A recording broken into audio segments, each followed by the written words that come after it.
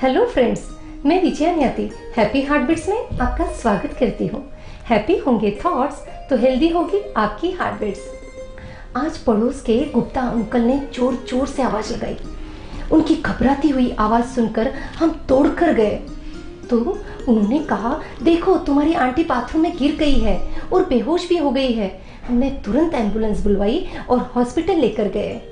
वहाँ पर डॉक्टर ने तुरंत इलाज शुरू कर दिया और फिर बताया इन्हें सिर पर गहरी चोट आई है और यह कोमा में है। अभी तो हमने इनको सपोर्ट सिस्टम पर रखा है।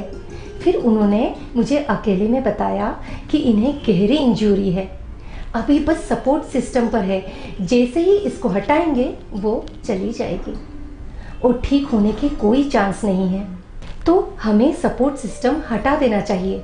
तुम अंकल से बात कर लो। मैंने जैसे तैसे अंकल को सब बात समझाई। अब निर्णय आपको लेना है।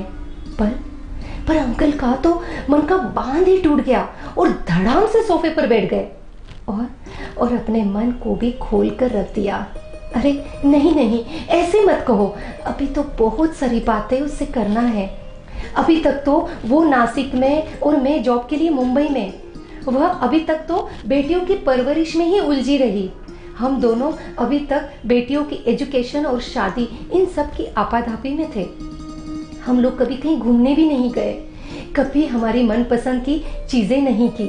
मैंने तो कभी उसको उसकी मनपसंद की कोई चीज भी नहीं दिलाई, साथ में समय भी नहीं बिताया।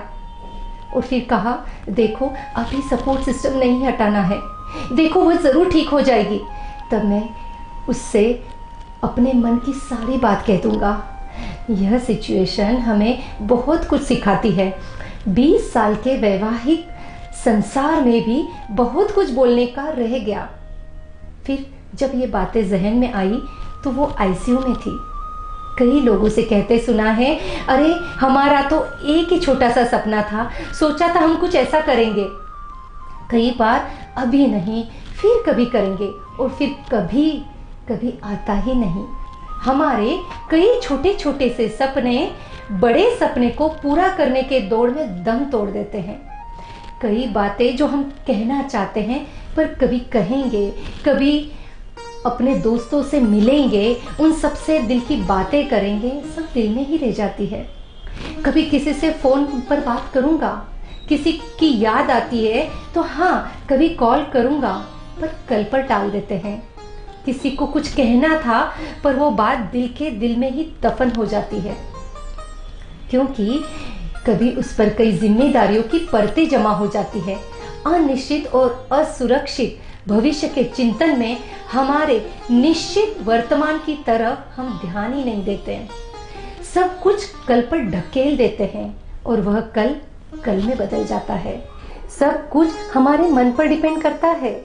तो यह मन मतलब क्या किसी ने देखा है? पर मन का बहुत मान सम्मान होता है। कभी तो हम कहते हैं मेरा मन बहुत भारी हो रहा है, तो कभी हम कहते हैं मेरा मन हल्का हो गया।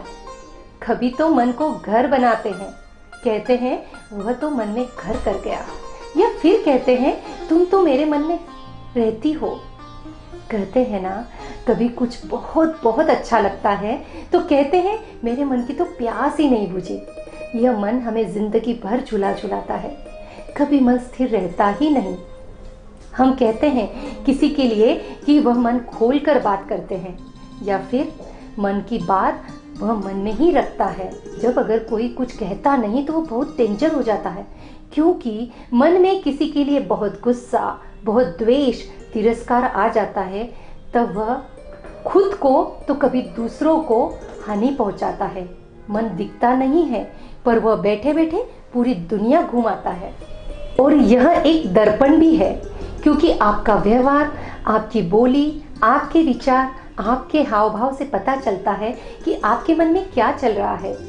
ऐसे मन के लिए यह भी कहा जाता है कि अपने मन को कंट्रोल में रखो।